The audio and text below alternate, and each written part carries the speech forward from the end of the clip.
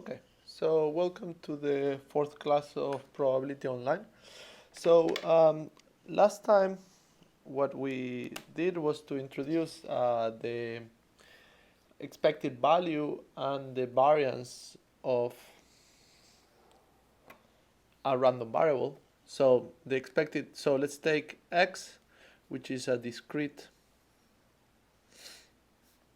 random variable, and we defined the expected value of x to be equal to the sum over the possible values of x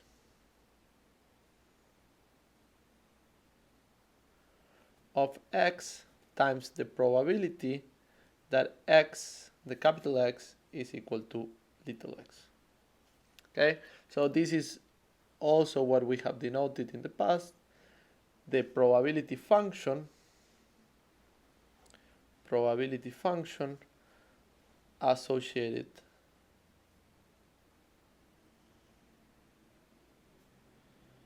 to capital X.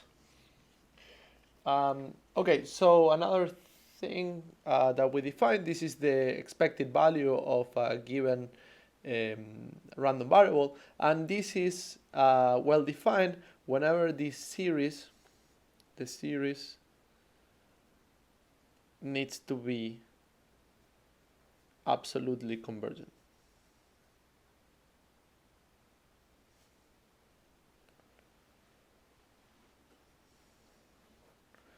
Okay. Now the variance, this is the expected value.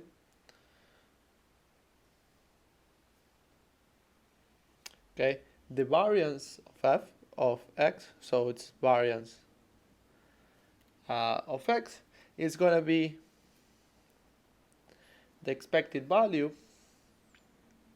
of the squared deviation of x from its expected value. Okay, this is a new discrete random variable, and we need to take the expected value of this.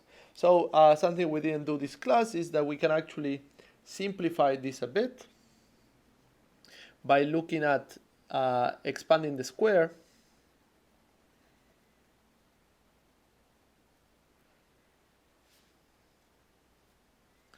Expanding the square, we get that this is the expected value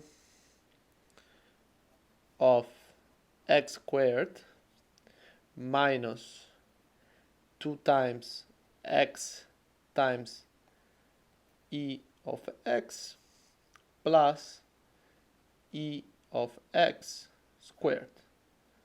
Okay, and here we should realize that this guy and this guy are numbers. Okay, so they are constant real numbers. So using linearity, by linearity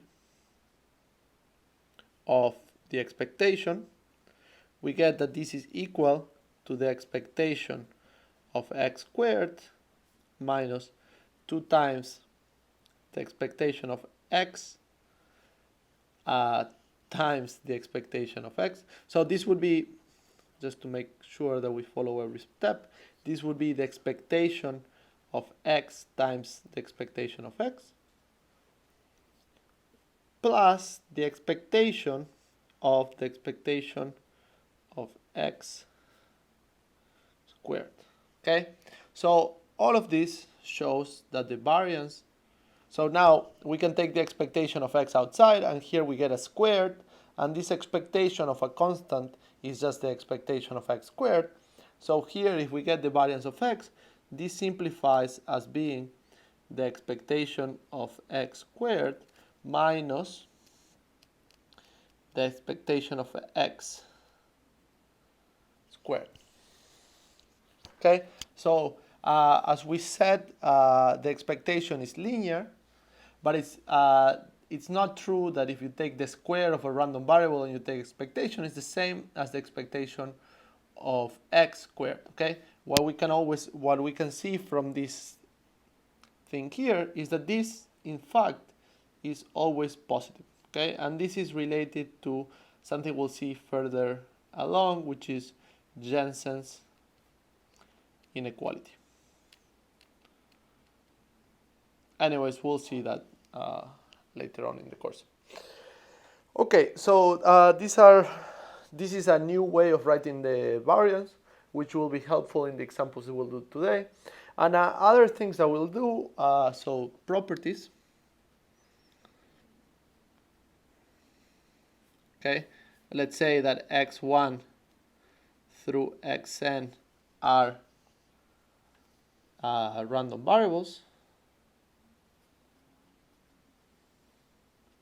Then the expectation of the sum of I equals to 1 up to n of xi is equal to the sum of I equals 1 up to n of the expectation of xi. Okay, and this is what I'm calling linearity.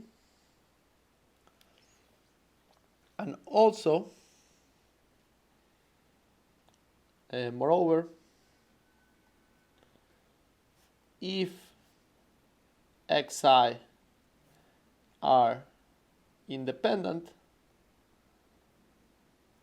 then the variance of the sum from I equals to 1 up to n of xi is going to be equal to the sum from I equals to 1 up to n of the variance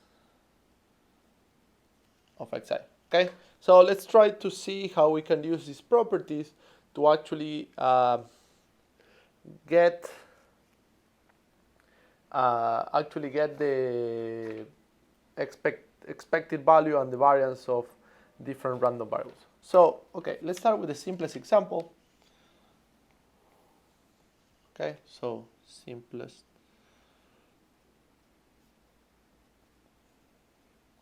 example is x is a Bernoulli variable. Okay, so x is going from, so the image of x is equal to the set 0, 1. And we have that the probability that x is equal to 1 is equal to p, and the probability that x is equal to 0 is equal to 1 minus p. Okay, so this is the probability distribution. So in this case, if we try to calculate the expected value, so this Bernoulli variable models x, models the flip of a single coin with probability p of landing heads.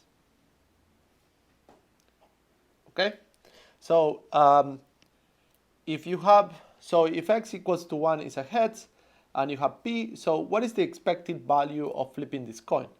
So it's gonna land heads with probability p, and it's gonna land tails with probability 1 minus p. So the expected value of x is gonna be the sum over x of the x times the probability of capital X is equal to x. This sum here is going to be the sum, this is going to be x in 0 and 1. So this is going to be 1 times the probability of x is equal to 1 plus 0 times the probability of x equals to 0. So here the probability that x is equal to 1 is equal to p, and the probability of x equals to 0 is equal to 1 minus p, but this is multiplied by 0, so this is 0, so this is the expected value. Okay, so basically if you flip a coin, which has a probability P of landing heads, then the expected value is going to be exactly P. Now, for the variance, so what do we do for the variance of x?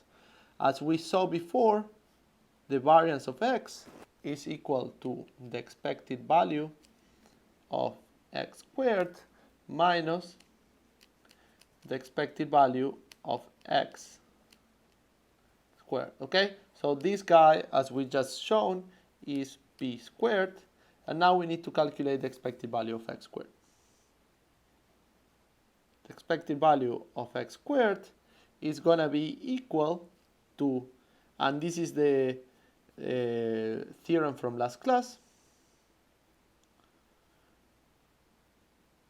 Okay, so if you want to take the expectation of a function applied to x squared, this is going to be the sum over all possible x of the function.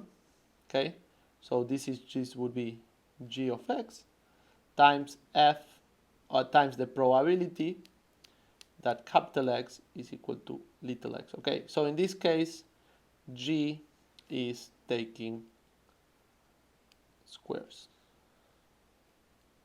Okay, so in this case, this would be the sum of x in 0, 1 of x squared times the probability of x is equal to x, and this is again 1 squared times the probability of x is equal to 1 plus 0 squared, the probability that x is equal to 0. Okay, so this term is equal to 0, and this term here is equal to p. Okay, and now the variance of x is gonna be equal. So actually, if we realize from this computation here, x squared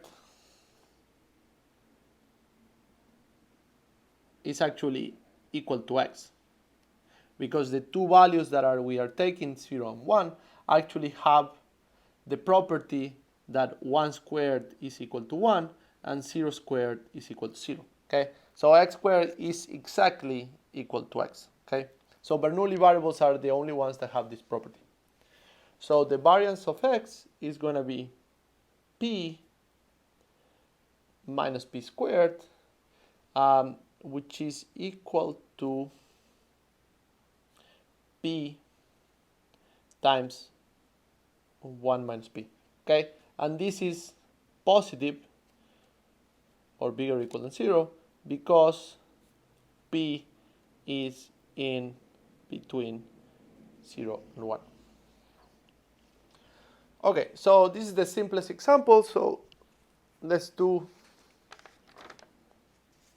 a slightly more complicated one, which is the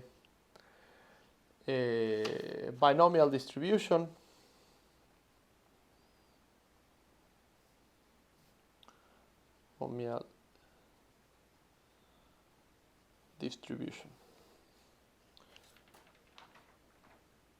So the binomial distribution can be seen, so the binomial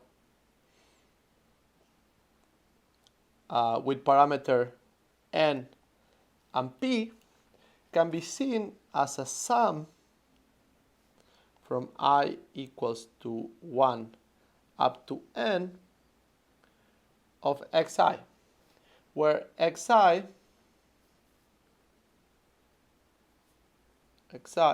are independent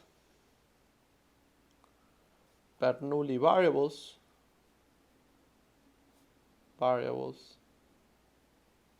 with parameter p. Okay, so what does the binomial represent? The binomial distribution represents the number of heads if we flip a coin and independent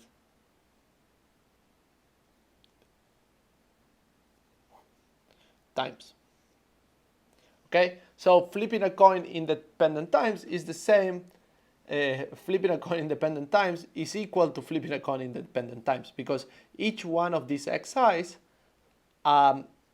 characterizes flipping a coin. So if you sum them up, you're going to get the number of heads that would happen if we flip a coin n independent times. Okay, so this is just repeating the same thing, but you should see the analogy between flipping one coin n times or flipping at the same time n coins and counting the number of heads.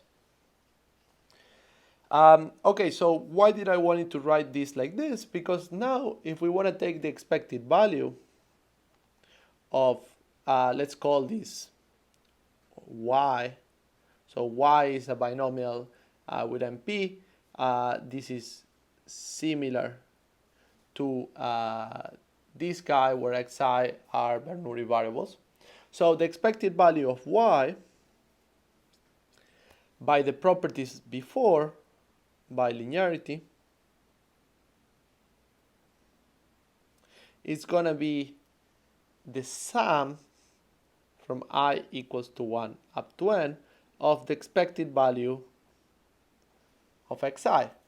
But this is equal, and this is by the previous computation,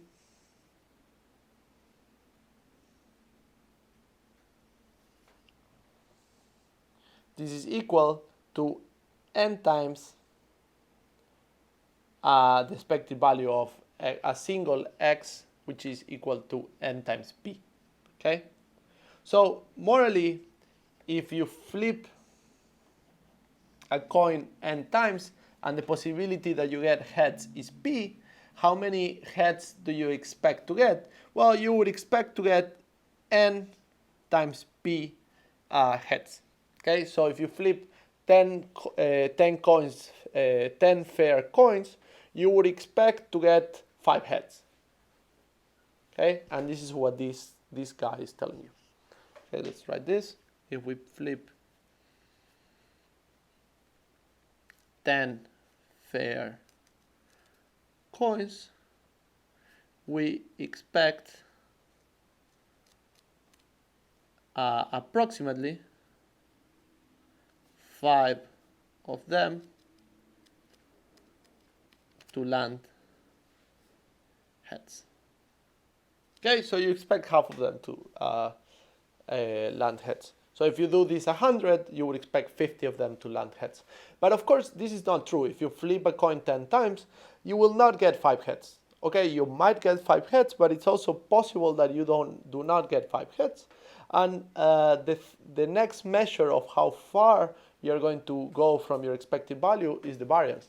Okay, so now the next thing that you would ask is, what is the expected value of y minus e of y squared? So morally, now if I flip 10 coins, I want to start thinking is like how likely is that I get 8 heads, or how likely is that I get 9 heads? And the point is that this should become smaller and smaller. So a way of measuring how far you deviate from having exactly 5 heads is by considering the variance.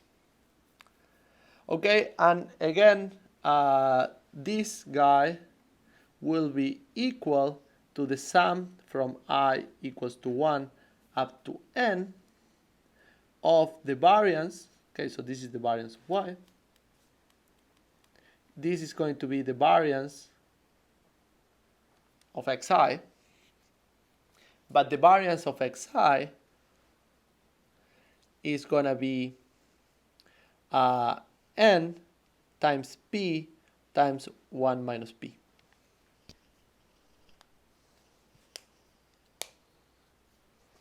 Okay, so this is a way of doing this, and here what we have done to be useful this is that xi are independent. If xi are not independent, we cannot actually do this computation. Okay, we have to add here plus correlations. if they are not independent.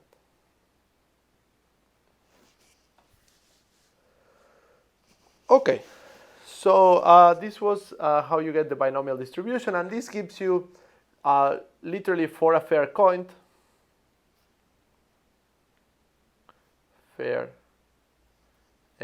coin, if we flip it 10 times, we obtain the variation, the variance equal to 10 over 4, which is equal to 10 over 4 is equal to 2.5. So morally, what you're saying is that the expected value of your variance is going to be 2.5. So what you're saying is that most of the coins, we should actually take a square root of this to get a right measurement. So this is sigma square. So the square root of 2 is like 1.8. So morally, what you would expect is that the coin is going to land around 2 from 5. Okay, so you're morally going to have 5 heads, or 7 or 8 heads, or 3 or 4, and then as you go further and further away, these things start becoming less and less likely. So this is related to what I talked about one of the classes about the the experiment that we were trying to do. So if you take 0, 1, 2, 3, 4, 5, 6, 7, 8, 9, and 10, so you expect approximately 5 heads. And what you're going to see if you start plotting this guy is that most of the flips that you take are going to be around 5, and then with less and less probability they're going to be far away from 5. Okay, and so if you do this for a large quantity, large enough of numbers and enough times, what you're going to see is a Gaussian, and what you expect here is that this is related to the variance sigma. Okay, so where you go from concavity to convexity, this distance here, this is E of y, and this guy here is variance of y to the 1/2. So this is measuring how far you're going away from the Gaussian. So if you do this experiment enough times, you should start seeing a picture like this. Okay, that's why I tried to do the first class, which didn't quite work out. Anyways, what is next? So let's look at other examples. So let's look at something a bit more complicated. So let's do example.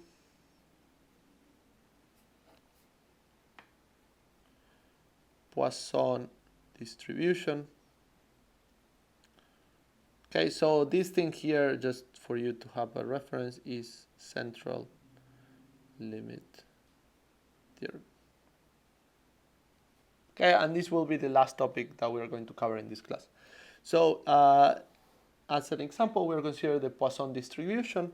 So we're going to say that Z is distributed with Poisson with parameter lambda if the probability that Z is equal to a given number k, okay, where k is in 0, 1, 2, blah, blah, blah, infinity, is going to be equal to lambda to the k over k factorial times e to the minus lambda.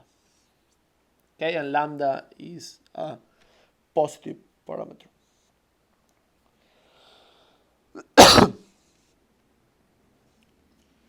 Okay, so yeah, the way that you should see this is that this guy morally has some behavior like an exponential. Okay. All right. So what is the expected value of z? The expected value of z is going to be the sum from k equals to 0 up to infinity of k times the probability that z is equal to k, and this would be equal to the sum from k equals to 0 to infinity of k over k factorial times lambda to the k times e to the minus lambda. So if you realize the case k equals to 0 actually drops out because of k being 0 on top. And so here we would get, after simplifying, the sum from k equals to 1 up to infinity of lambda to the k over k minus 1 factorial times e to the minus lambda. Okay, and now here we just need to change variables.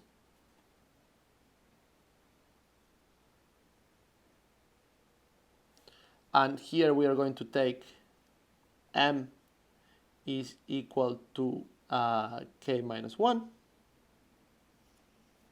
And here we would have the integral from m is equal to 0 up to infinity of the lambda to the m plus 1 over m factorial times e to the minus lambda. Okay, so morally the term lambda and e to the minus lambda come outside, so we have lambda times e to the minus lambda, the sum from m equals to 0 up to infinity of lambda to the m factorial, but this is nothing but the Taylor series of e to the lambda, so this is just equal to lambda. So the expected value of a Poisson distributed with lambda is just given by this. Okay, so this was fairly simple. Now let's try to do the variance. So what is the variance? The variance of z. So using the property that we've seen before, this is the expected value of z squared minus the expected value of z squared, which is nothing but lambda squared. Okay, here we have to look at the expected value of z squared. The expected value of z squared is going to be the sum from k equals to 0 up to infinity now of k squared lambda to the k e to the minus lambda over k factorial. Okay, so doing the same cancellation as we done before, this would be equal to the sum from k equals to 0 up to infinity, sorry, k equals to 1 of k minus 1, k times k minus 1 factorial lambda to the k e to the minus lambda.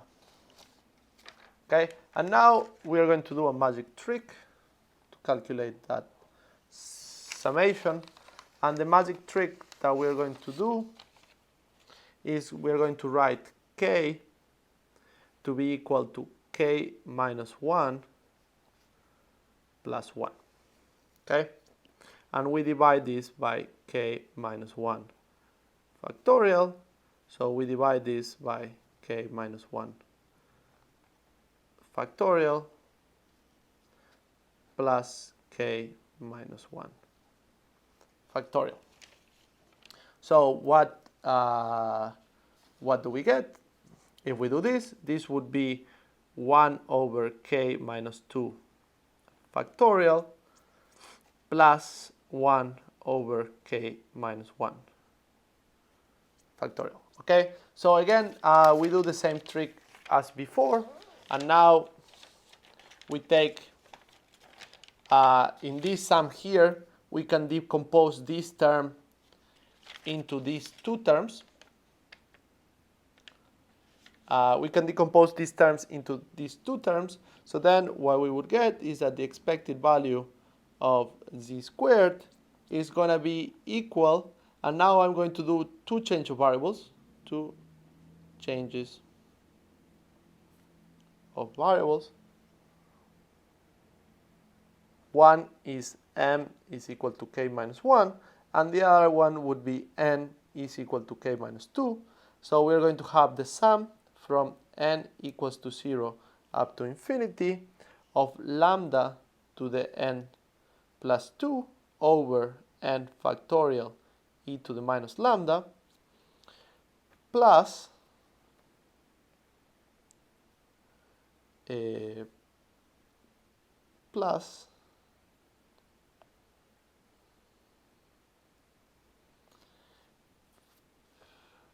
the sum from m equals to 0 up to infinity of lambda to the m plus 1 over m factorial e to the minus lambda.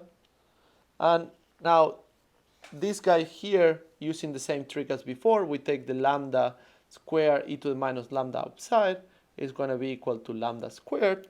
And this thing here, again, the same as we did for expectation, is going to be lambda.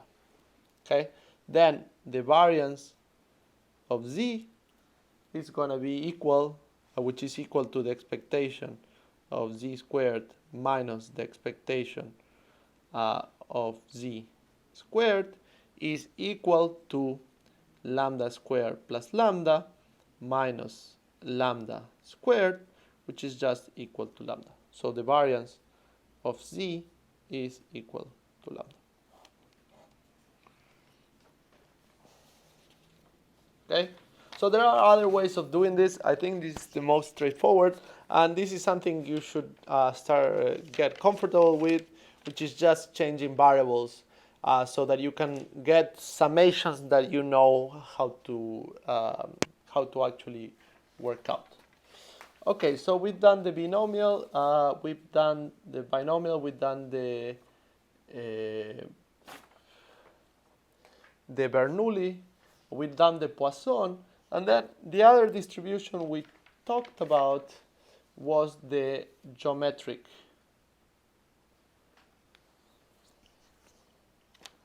So the third example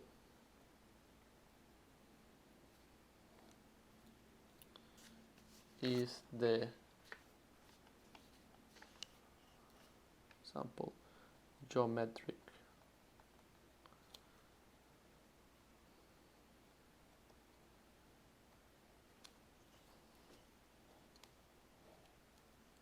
Geometric distribution. Okay, so here, am I missing out of letters? So I'll go back to x. So we say x has distribution geometric with parameter p if the probability that x is equal to k is equal to a geometric distribution should be p times 1 minus p to the k minus 1. Okay, so this variable here measures the quantity, the amount of tries until you obtain 1 heads. Okay, so if I flip a coin, which is not a fair coin but has a probability P of landing heads, what is the distribution of how many tries do I need to get until getting the first heads? Okay, so the idea is that if x is equal to k, I have gotten tails k minus 1 times, and then I have gotten a head once.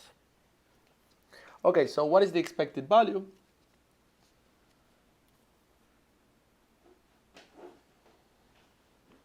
The expected value of x is going to be the sum